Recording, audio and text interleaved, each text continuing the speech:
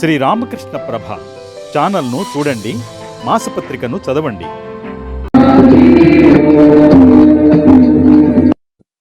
ఓం సహనా భవతు సహనౌ భునక్తు సహ వీర్యం కరవావహై తేజస్వినావధీతమస్తు మా విద్విషావహై. ఓం శాంతి శాంతి శాంతి. హరి ఓం తత్సత్. Last Sunday we dealt with the need for an incarnation to come and set right the moral values of the people. Shankara in his introduction had told us, when Dharma declines, Adharma becomes dominant. We need an adjustment. Who can do this adjustment? I said last Sunday, no priest, no scholar, none of these can do this work, nor the political state. It is only from a profound spiritual personality that this ethical, moral and spiritual adjustment can come in society. So according to the Sanatana Dharma tradition in India, whenever such a need arises, a great spiritual teacher comes. We may call him an incarnation of God. We may call him a great spiritual teacher or the divine personality.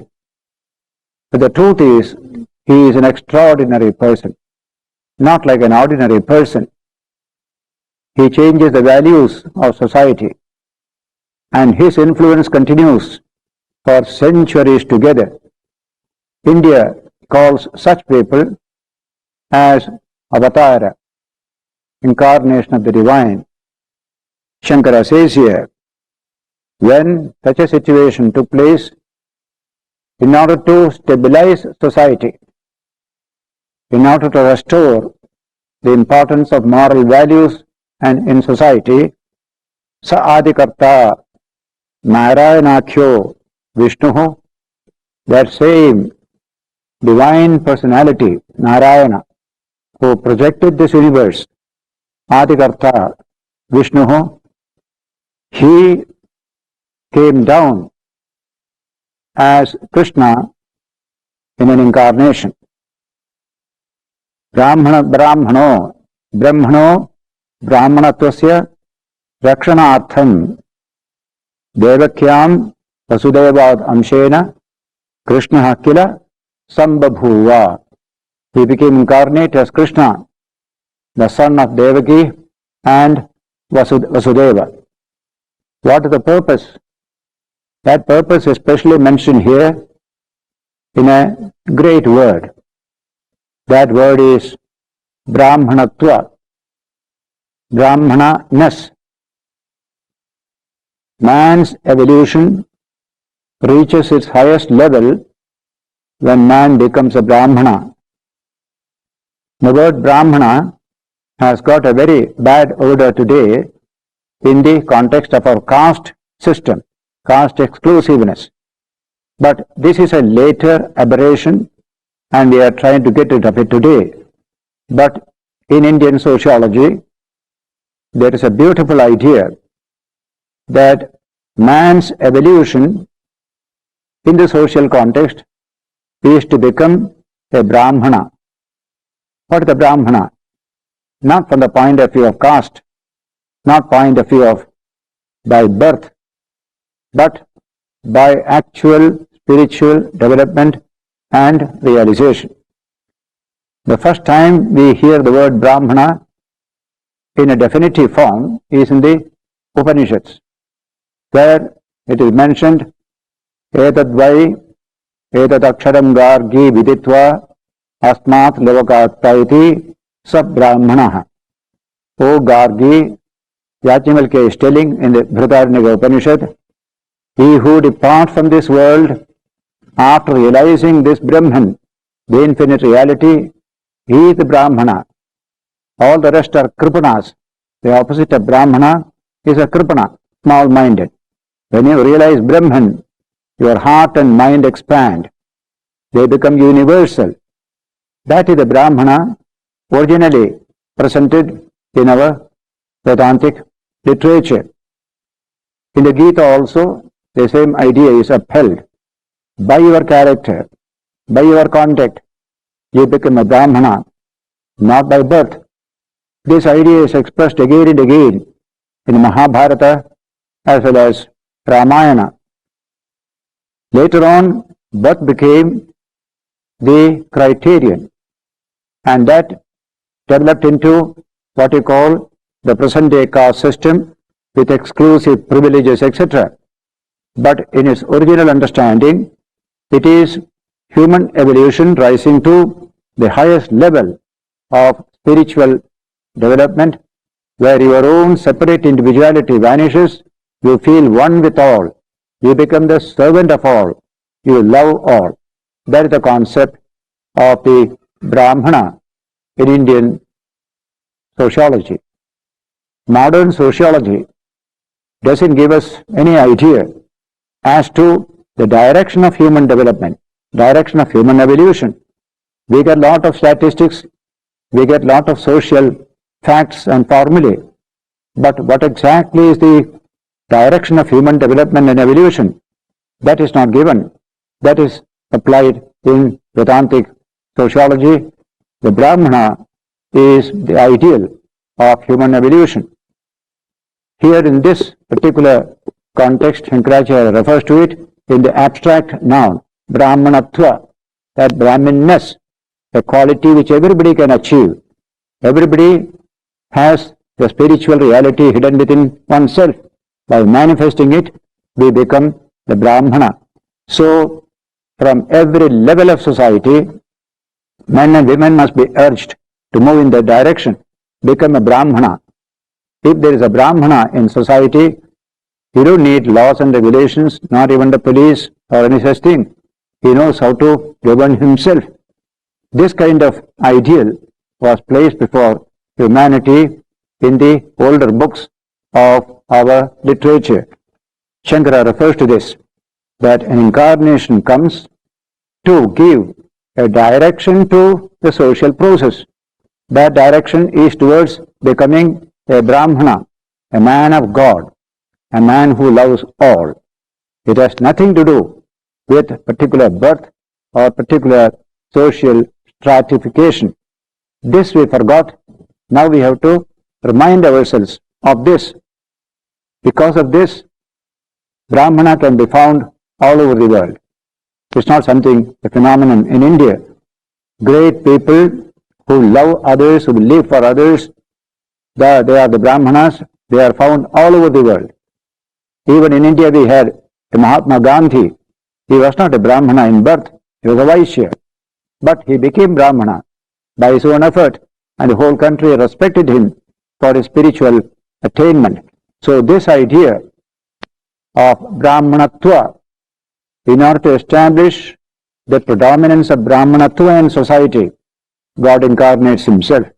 Once you give a direction to social energies, a direction which is ethical, moral and spiritual, there will be automatic stabilization of the social system. So, incarnation comes to show that ideal and to stimulate people to go in that direction.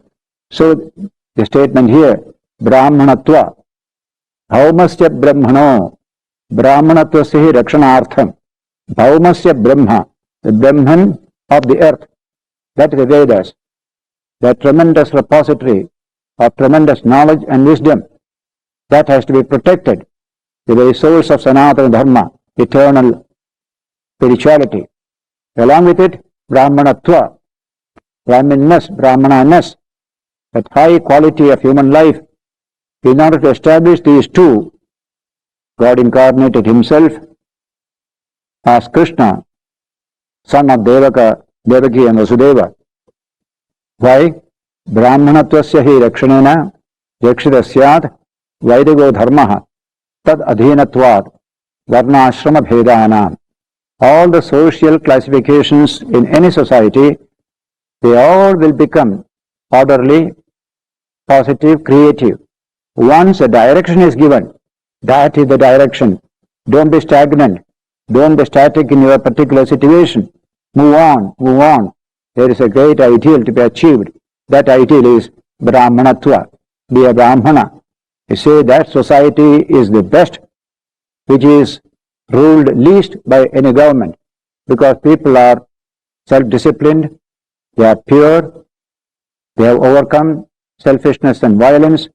So in this way, social evolution must be in that direction, and at the end of it you will find this Brahmana, man becoming a Brahmana. So all that is priestly about the Brahmana is eliminated. What impinges upon our mind today is the concept of Brahmana as a priest. This has nothing to do with the priestly idea.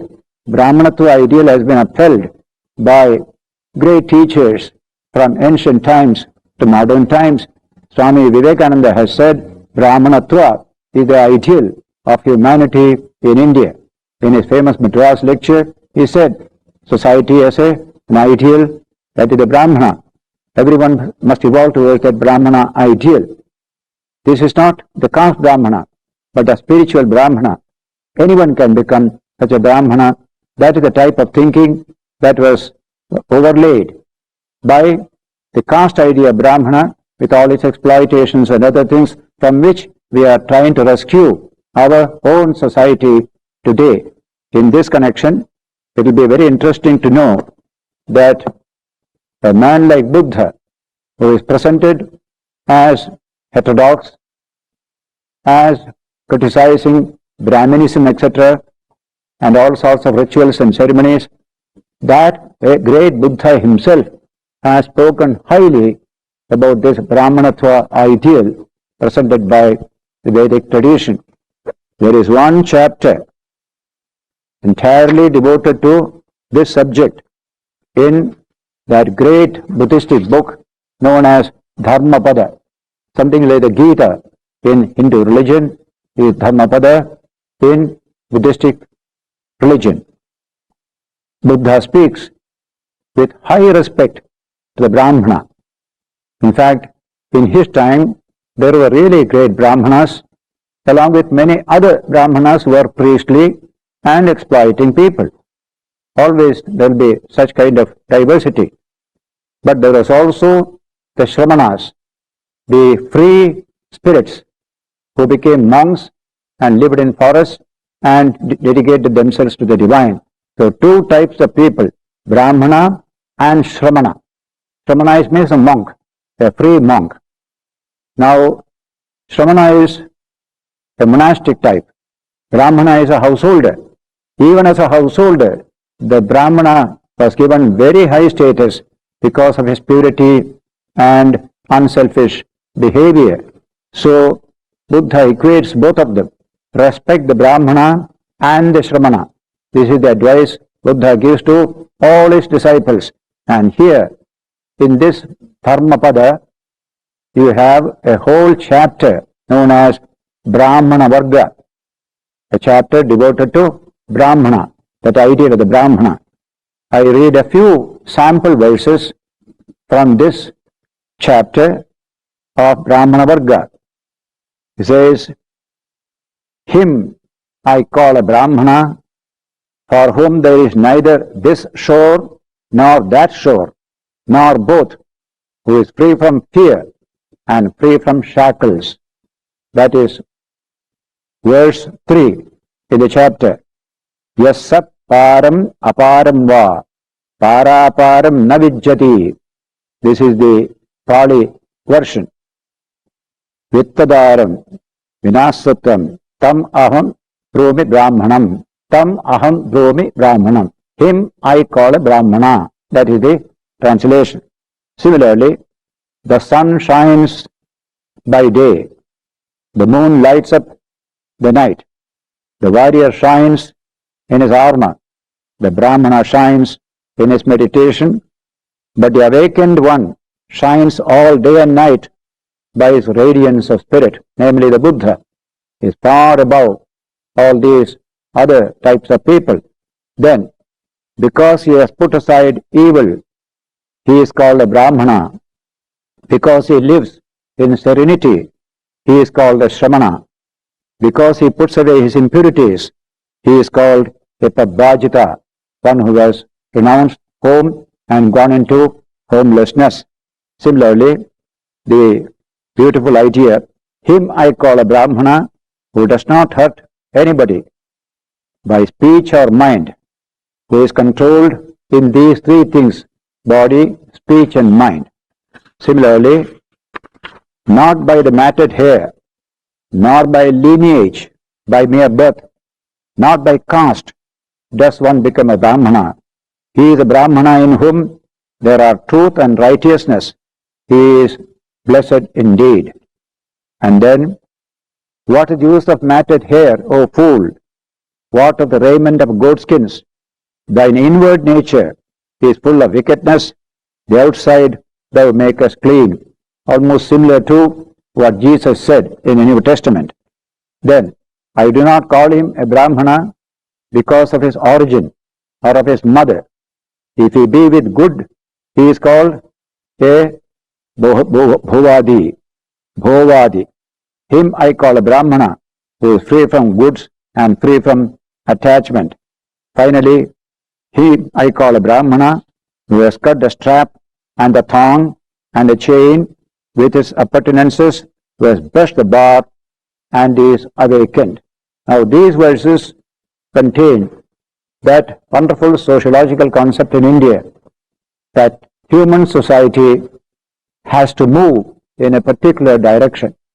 Then only society remains creative. Otherwise, stagnation sets in. What is the direction of my movement?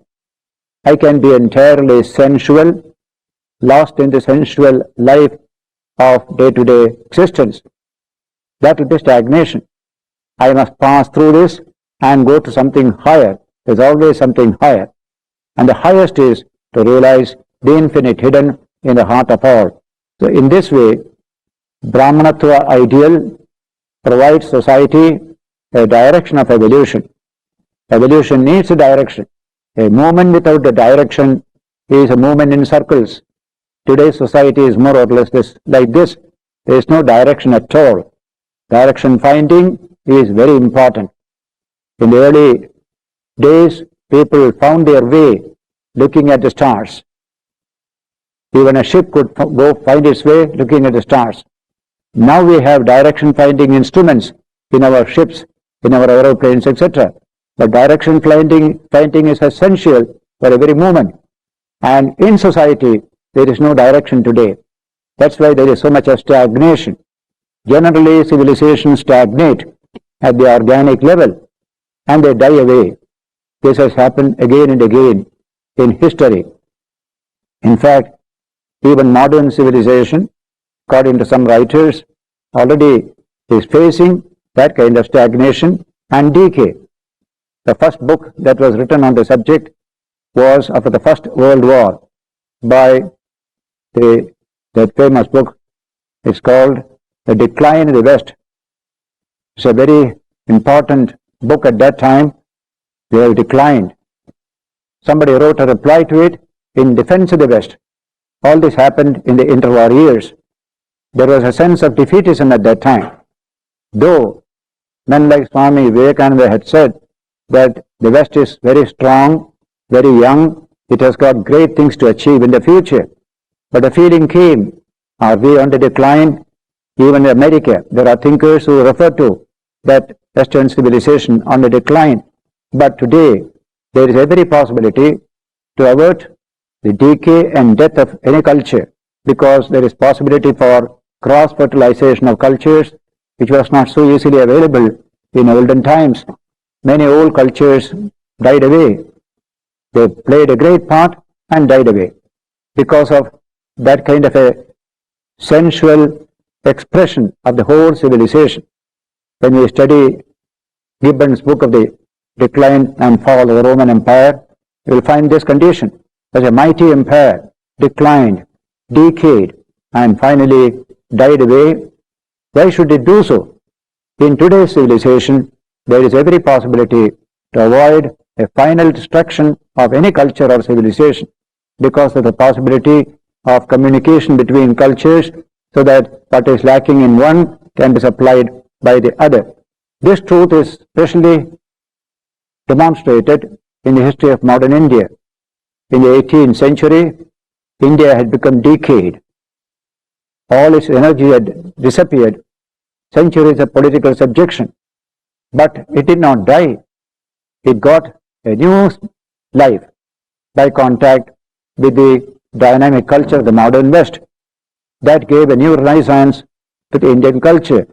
And what you find in India today is that new India, which has been very much helped and energized by its contact with the ancient Greek culture coming through modern Western culture.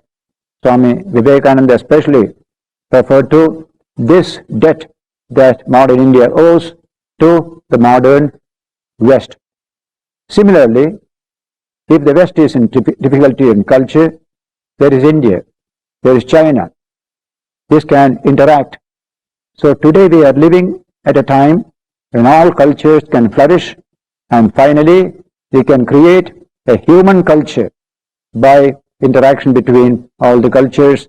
Swami Vivekananda placed before India this great ideal that this modern India must be a beautiful blending of our own ancient cultural traditions and modern Western culture.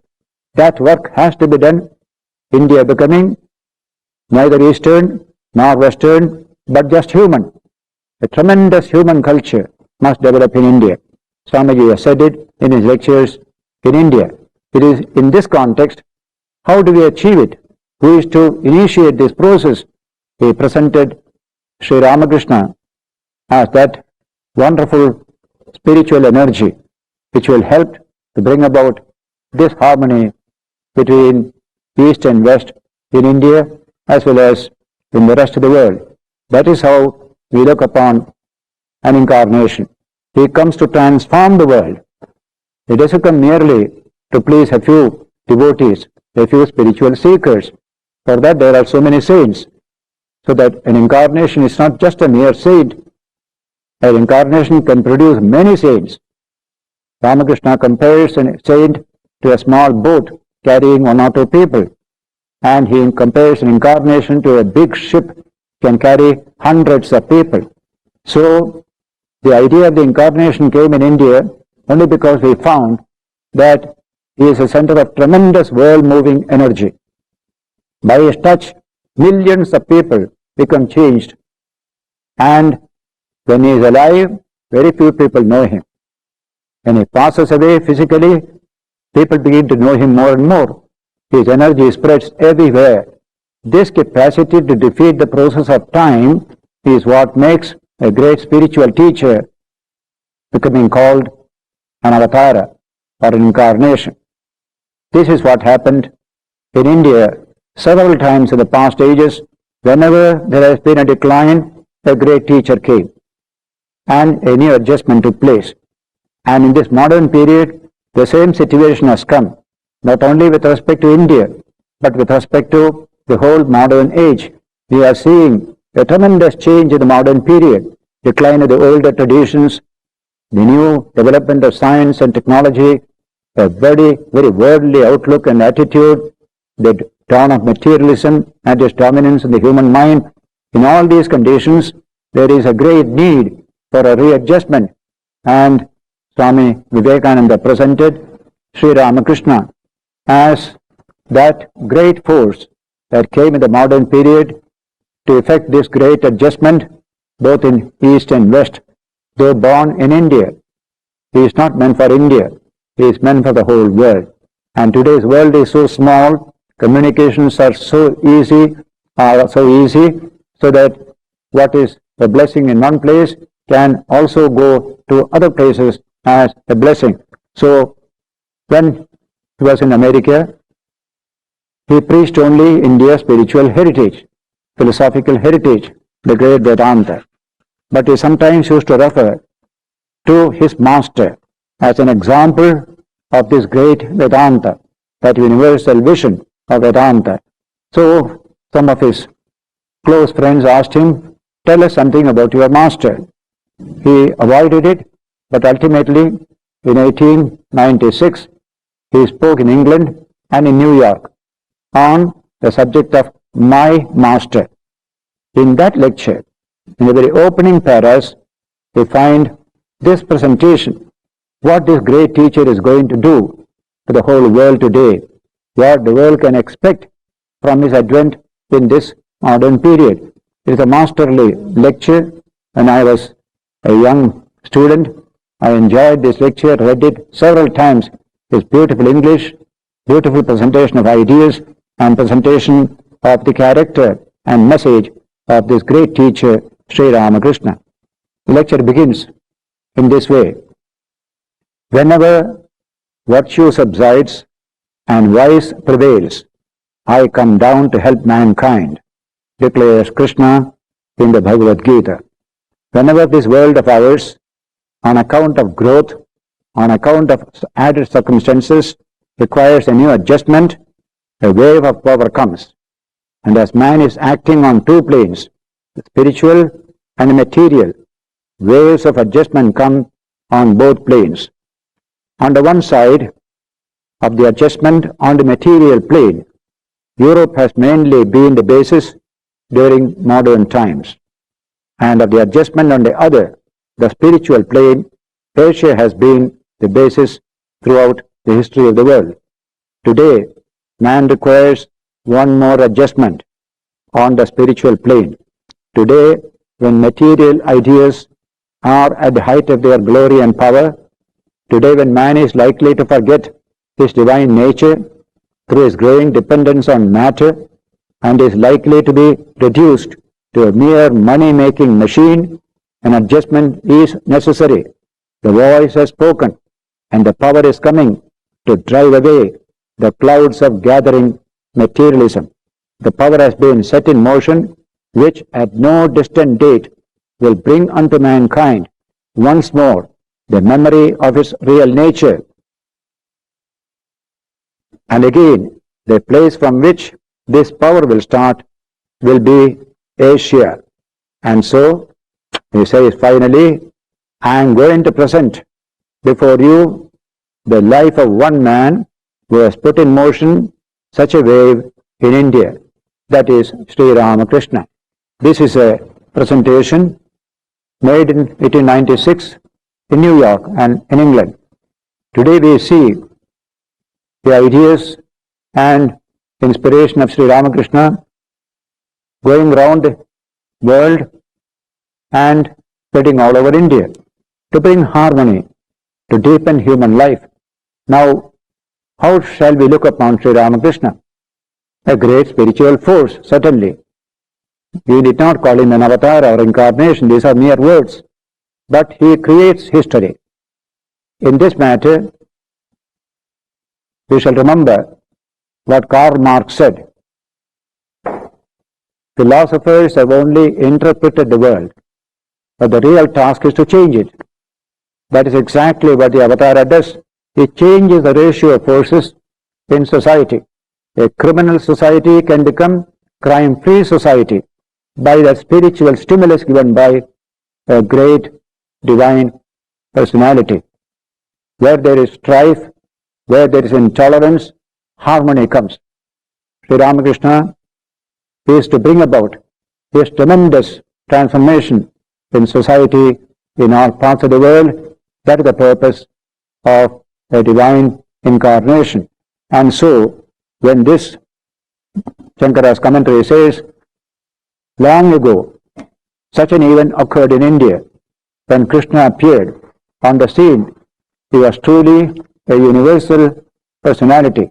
His message has relevance for us even today in all parts of the world. That's why his book, the Gita, is being studied in all parts of the world, where he said, therefore, that in order to establish this truth for the Vedic religion, so broad, so universal, the mother of religions, which accepts all religions, This sustains every other religion.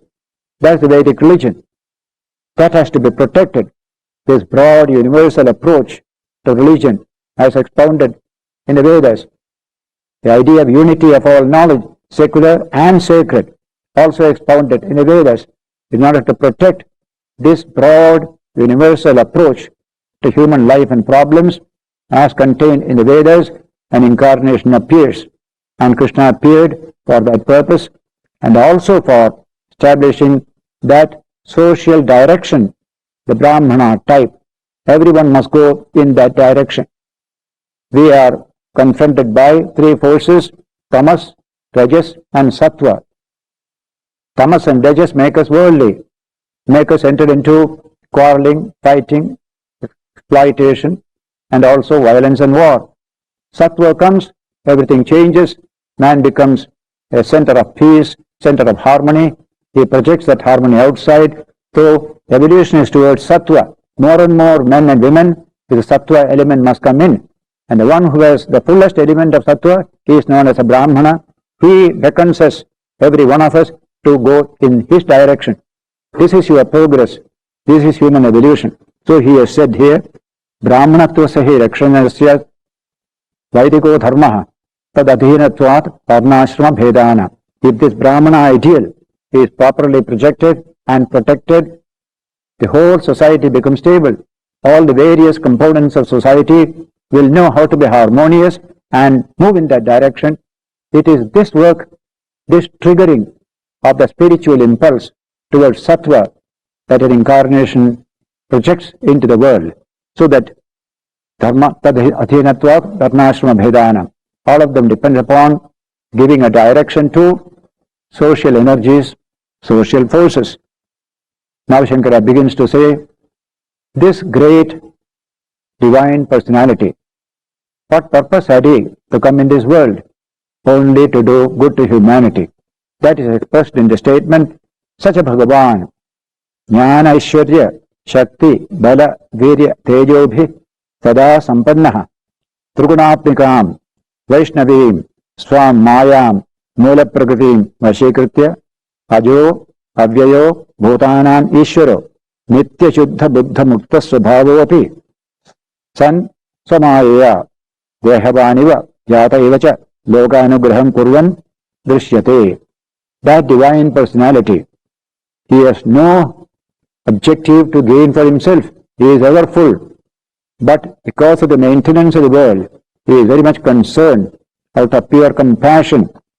He takes recourse to his own Maya power. With that, that infinite one becomes a finite human individual, born with a body, Maya, through Maya Shakti, through the Prakriti or nature. He takes away the energy of nature, limits himself to a finite form, he says. Then he is the Ishvara, the master of the world. But what does it matter? He has reduced himself to a tiny human form. Outwardly, so tiny. Inwardly, an infinite energy is functioning within that individual. That's the nature of these divine personalities. He is Nitya Shuddha Buddha Mukta Svabhava. It's a beautiful Vedantic expression. Every human soul is described in this way. Nitya Shuddha, eternally pure. Nitya Buddha, eternally awakened. Nitya Mukta, eternally free. Every human soul is this nature. But we are caught up in Maya, and so we feel small, we feel petty, we feel bound. In order to give us the true knowledge, teacher comes. That teacher is fully aware of his own divine nature. So, Bhutanam Samaya Dehavaniha, he takes up the body and plays his part in this world. We have a beautiful word, Leela.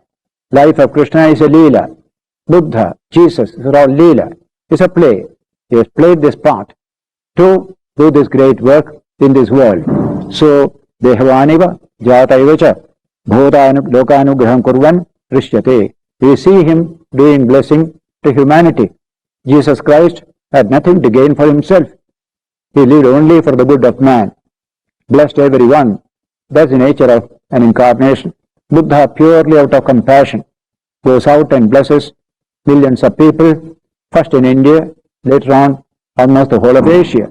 This is how great teachers function. And so, this idea of an incarnation is, whether you have it in a doctrinal form, but a fact is there. There is a person whom you cannot classify as an ordinary type of hero, ordinary type of saint. He has tremendous energy within himself to attract humanity, to attract people to himself, and through that attraction, he transforms their personality as well. Sinners become saints by the touch of a great incarnation. See the touch of a Buddha or a Jesus. How many scholars, how many artists have been inspired by these two personalities? They themselves were not scholarly, they themselves were not artists, but scholars, artists, authors, they all become inspired to express their artistic genius in various works of art, of books, etc., etc. That is where you see the enormous energy of a spiritual nature expressing through these great personalities. Saprayojana bhave api, even though he has no purpose of his own to serve, bhutana jigritshaya, in order to bless humanity, Vaidikam dharmadvayam arjunaya, shoka moha mahodato nimagnaya upadidesha. That Krishna became an incarnate reality in this world and gave to Arjuna, who was sunk in sorrow and delusion, shoka and moha, this profound Vedic message, this profound Sanatana Dharma he just gave. He says, Dharmadvayam Arjunaya, shoka moha modato nimagnaya upadidesha. That's what he did in the Gita, which we are going to study hereafter. It is Krishna's tremendous contribution to all humanity. What was his intention? Giving to Arjuna a teaching. How is he going to save the world? It's a very legitimate question. That is something unique, and it is good for us to know that uniqueness. Normally, if I whisper something to somebody, that whisper dies along with me, along with him. But when these great teachers whisper something to somebody's ear, that whisper doesn't die. It ignites the whole world in course of time. That is the power of the word. The power of the word is not in the word, but in the person behind the word, in the realization of the person behind the word. So, the deeper a person, the more spiritual a person, the more power his words have. An ordinary man speaks an ordinary word, there is no power. But a Jesus or a Buddha or a Ramakrishna, speaking a few words, they convey a profound message not only to the listener, but to later generations as well. This is the power of the word of a great incarnation. There is some tremendous energy within. We call it the energy of spirituality that has the power to attract people and to transform them. When Jesus goes walking about the sea, the lake, Galilee, he finds Peter casting his net to the sea. He looks at him. Come and follow me. I shall make you fishers of men. Simply a few words, and you find Peter throwing away his net, following Jesus. What is the power of that word? Come and follow me. You can say, I can say, millions of people can say, but there is no power in it. The power of a spiritual teacher is tremendous. This has happened in many, many cases. So he says, Suprayojana abhave api bhutana jigritshaya Vaidikam dharmadvayam arjunaya upadidesha. He imparted this Vedic dharmadvayam, the twofold Vedic dharma, pravritti, nivritti, leading to worldly welfare and spiritual freedom. That's what we have studied earlier. This dharmadvayam, this double type of dharma or philosophy, he imparted to Arjuna on the battlefield of Kurukshetra. What was the intention? Gunadhikairhi grihitha anushtiyamanascha dharma prachayam gamishyati iti. It's a very beautiful expression. It answers the question, how does the message of a spiritual teacher spread in society? They don't need newspapers and modern media of communication. They may use them, but the essential media are the character, the contact, the behavior of the instruments of that communication. So let us study Gita. Krishna spoke to Arjuna, and this commentary will tell you, Vyasa took that message, put it into 700 verses and made it the Gita. And that Gita is now inspiring millions of people. What Krishna whispered to Arjuna alone on the battlefield is now listened to by millions of people. Similarly, Buddha went to Benares after his enlightenment at Gaya, Buddha Gaya. He had only 5 disciples there. I am sure in those days we had no newspaper correspondence or radio, television, nothing. Only 5 people. They listened to it and they were inspired.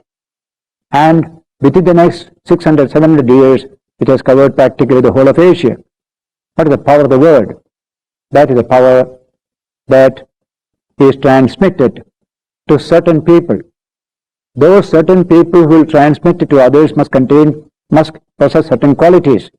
That is what is explained by this phrase, Guna adhikairihi grihitaha anushtiyamanascha dharma prachayam gamishyati iti.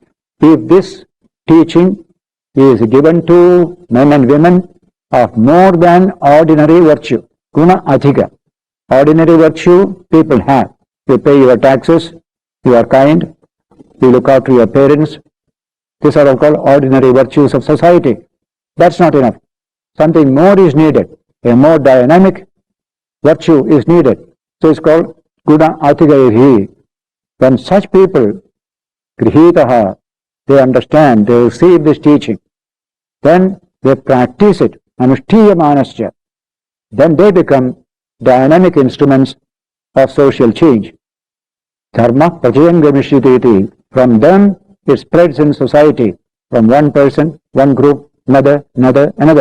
And you can see, though the teacher has disappeared from the world physically speaking, his teaching continues to inspire millions of people thereafter, and this goes on for hundreds of years. That is the language used here. Guna adhikairihi grihitaha anushtiyamanascha dharma prachayam gamishyati iti. What was a blessing for a few becomes a blessing for the many. And Buddha used this very expression. In Sanskrit it is a beautiful expression. He spoke to 5 people. Within a few days 5 became 60.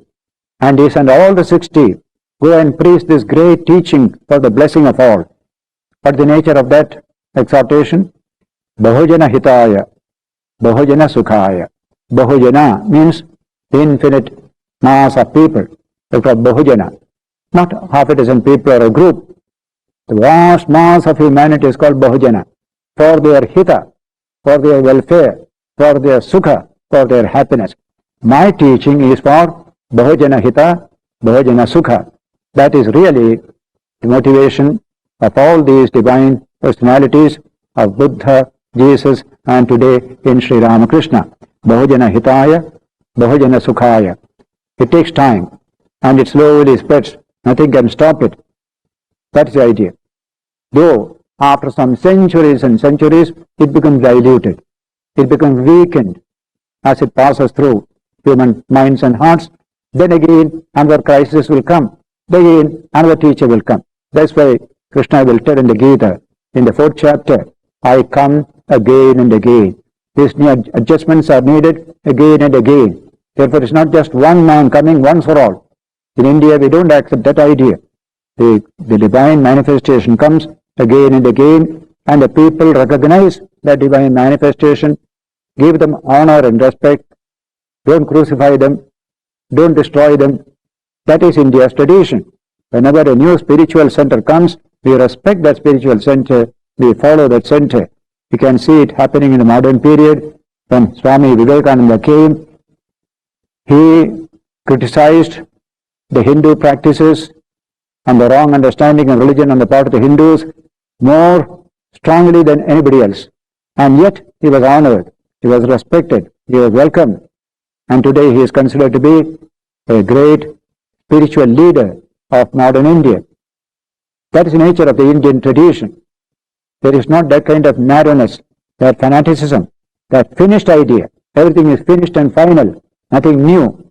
We do need truth to be given to us in new language, in new forms, because the old things do not become current coin in a later period.